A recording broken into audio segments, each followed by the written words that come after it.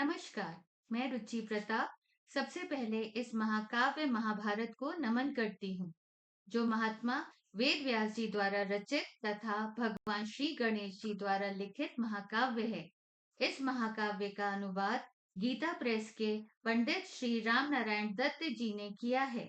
इस महाभारत को अनेक लोगों ने अनेक तरह से सबके सामने प्रस्तुत किया है, पर इस महाकाव्य महाभारत को पढ़ने के बाद हमें ऐसा आभास हुआ कि यह महाकाव्य सबके पास जैसा अनुवादित है वैसा ही पूर्ण रूप से पहुंचे।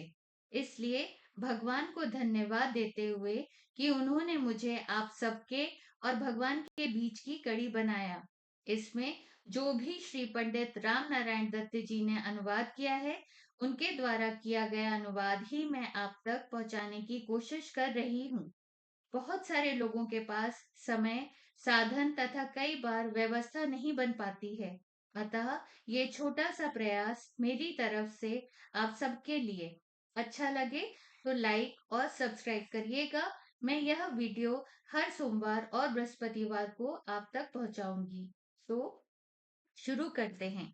ऋषियों ने कहा, उग्र श्रवाजी परम परमर्षि श्री कृष्ण द्वैपायनन के जिस प्राचीन इतिहास रूप पुराण का वर्णन किया है और देवताओं तथा ऋषियों ने अपने अपने लोकों में श्रवण करके जिसकी भूरी भूरी प्रशंसा की है, जो आख्यानों में सर्वश्रेष्ठ है, जिसका एक एक पद वाक्य एवं पर्व विचित्र शब्द विन्यास और रमणीय अर्थ से परिपूर्ण है, जिसमें आत्मा परमात्मा के सूक्ष्म स्वरूप का निर्णय एवं उनके अनुभव के लिए अनुकूल युक्तियां भरी हुई हैं और जो संपूर्ण वेदों में तात्पर्य अनुकूल अर्थ से अलंकृत है, उस भारत इतिहास की परम पुण्यमयी ग्रंथ के रूप गुप्त भावों को स्पष्ट करने वाली पदों वाक्यों की व्युत्पत्ति से युक्त सब शास्त्रों के अभिप्राय के अनुकूल और उनसे समर्थित जो अद्भुत कर्मा व्यास की संहिता है,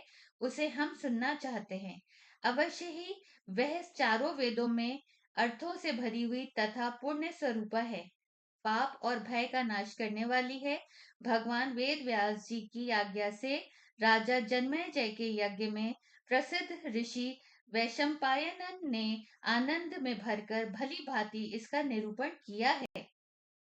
उग्र श्रवाजी ने कहा, जो सबका आदि कारण अंतर्यामी और नियंता है, यज्ञों में जिसका आवाहन और जिसके उद्देश्य से हवन किया जाता है, जिसकी अनेक पुरुषों द्वारा अनेक नामों से स्तुति की गई है, जो रित सत्स्वरूप एकाक्षर ब्रह्म प्रणव एवं एकमात्र अविनाशी और सर्वव्यापी परमात्मा साकार निराकार स्वरूप एवं सनातन है, सत असत एवं उभय रूप से जो स्वयं विराजमान है, फिर भी जिसका वास्तविक स्वरूप सत असत दोनों से विलक्षण है, यह विश्व जिससे अभिन्न है, जो संपूर्ण परावर मतलब स्थूल सूक्ष्म जगत का सृष्टा पुराण पुरुष सर्वोत्कृष्ट परमेश्वर एवं वृद्धि क्षय आदि विकारों से रहित है, जिसे पाप कभी छू नहीं सकता, जो सहज शुद्ध है,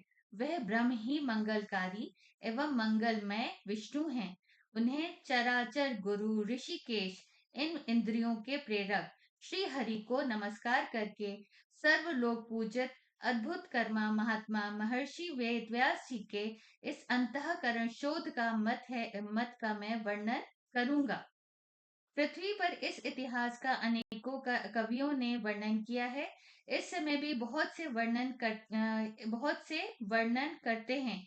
इसी प्रकार अन्य कवि आगे भी इसका वर्णन करते रहेंगे। इस महाभारत की तीनों लोकों में एक महान ज्ञान के रूप में प्रतिष्ठा है। ब्राह्मण आदि द्विजाति संक्षेप और विस्तार दोनों ही रूपों में अध्ययन और अध्यापन की परंपरा के द्वारा इसे अपने हृदय में धारण करते हैं। यह शुभ, ललित एवं मंगलमय शब्द विन्यास से अलंकृत है तथा वैदिक, लौकिक या संस्कृत प्राकृत संकेतों से सुशोभित है। अनुष्टुप, इंद्रवर्जा आदि नाना प्रकार के छंद भी इसमें प्रयुक्त हैं। अतः यह ग्रंथ विद्वानों को बहुत ही प्रिय है। हिमालय की पर्वत तलहटी में पर्वतीय गुफा के भीतर धर्मात्मा व्यास जी स्नान आदि से शरीर शुद्ध करके पवित्र हो कुशा का आसन बिछा बैठे। उस समय नियम पालन पूर्वक शांत चित्त हो वे तपस्या में संलग्न थे। ध्यान योग में स्थित हो उन्होंने धर्म पूर्वक महाभारत इतिहास के स्वरूप का विचार करके ज्ञान दृष्टि द्वारा आदि से अंत तक सब कुछ प्रत्यक्ष की भांति देखा और इस ग्रंथ का निर्माण किया।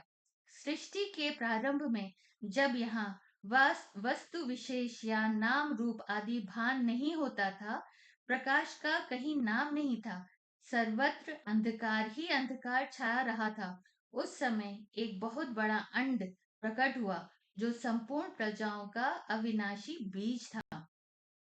ब्रह्मकल्प के आदि में उसी महान एवं दिव्य अंड को 4 प्रकार के प्राणी समुदाय का कारण कहा जाता है, जिसमें सत्य स्वरूप ज्योतिर्मय सनातन ब्रह्म अंतर्यामी रूप से प्रविष्ट हुआ है, ऐसा श्रुति वर्णन करती है। वह ब्रह्म अद्भुत, अचिंत्य, सर्वत्र समान रूप से व्याप्त, अव्यक्त, सूक्ष्म, कारण स्वरूप एवं अनिर्वचनीय है। जो कुछ सत असत रूप में उपलब्ध होता है वह सब वही है। उस अंड से ही प्रथम देहधारी प्रजापालक प्रभु देवगुरु पितामह ब्रह्मा तथा रुद्र मनु प्रजापति परमेष्ठी प्रचेताओं के पुत्र दक्ष तथा दक्ष के 7 पुत्र क्रोध तम दम विकृत अंगिरा कदम कर्दम और अश्व प्रकट हुए। तत्पश्चात 21 प्रजापति मरीच आदि 7 ऋषि और 14 मनु पैदा हुए, जिन्हें मत्स्य कूर्म आदि अवतारों के रूप में सभी मुनि ऋषि जानते हैं। वे अप्रमेयात्मा विष्णु रूप पुरुष और उनकी विभूति रूप विश्वे देव आदित्य वसु एवं अश्विनी कुमार आदि भी क्रमशः प्रकट हुए हैं। तदंतर यक्ष साध्य पिशाच गुहक और पितर एवं तत्व ज्ञानी सदाचार परायण साधु शिरोमणि ब्रह्मर्षि गण प्रकट हुए। इस प्रकार बहुत से राजर्षियों का प्रादुर्भाव हुआ है जो सब के सब शौर्यादि सद्गुणों से संपन्न थे। क्रमशः उसी ब्रह्मांड से जल ध्योलोक पृथ्वी वायु अंतरिक्ष और दिशाएं भी प्रकट हुई। संवत्सर ऋतु मास पक्ष दिन तथा रात्रि का प्राकट्य भी क्रमशः उसी से हुआ। जिसके इसके सिवा और भी कुछ लोक में देखा या सुना जाता है वह सब उसी अंड से उत्पन्न हुआ। यह जो कुछ भी स्थावर जगत जंगम जगत दृष्टि गोचर होता है वह सब प्रलय काल आने पर अपने कारणों में विलीन हो जाता है। ऋतु जैसे ऋतु के आने पर उसके फल पुष्प आदि नाना प्रकार के चिन्ह प्रकट होते हैं और ऋतु बीत जाने पर वे सब समाप्त हो जाते हैं। उसी प्रकार कल्प का आरंभ होने पर पूर्ववत वे पदार्थ दृष्टिगोचर होने लगते हैं और कल्प के अंत में उनका लय हो जाता है। इस प्रकार यह अनादि और अनंत काल चक्र लोक में प्रवाह से नित्य घूमता रहता है। इसी में प्राणियों की उत्पत्ति और संहार हुआ है। इसका कभी उद्भव और विनाश भी होता है। देवताओं की सृष्टि संक्षेप से 33,000 3300 और 33 लक्षित होती है। पूर्व काल में दिवह पुत्र बृहत भानु चक्षु आत्मा विभावसु सविता ऋचिक अर्क भानु आशा वह तथा रवि ये सब शब्द विवस्वान के बोधक माने गए हैं। इन सब में जो अंतिम रवि है वे मही पृथ्वी में गर्भ स्थापन करने वाले एवं पूज्य माने गए हैं। इनके तनय देवभ्राट हैं और देवभ्राट के तनय सुभ्राट माने गए हैं। सुभ्राट के 3 पुत्र हुए, वे सब के सब संतानवान और बहुश्रवा अनेक शास्त्रों के ज्ञाता हैं। उनके नाम इस प्रकार हैं: दस ज्योति, शत ज्योति तथा सहस्त्र ज्योति। महात्मा दस ज्योति के 10,000 पुत्र हुए। उनसे भी 10 गुने अर्थात 1 लाख पुत्र यहाँ शत ज्योति के हुए। फिर उनसे उनसे भी 10 गुने अर्थात 10 लाख पुत्र सहस्त्र ज्योति के हुए। उन्हीं से यह कुरुवंश, यदुवंश, भरतवंश, ययाति और इक्ष्वाकु के वंश तथा अन्य राजर्षियों के सब वंश चले। प्राणियों की सृष्टि परंपरा और बहुत से वंश भी इन्हीं से प्रकट हो विस्तार विस्तार को प्राप्त हुए।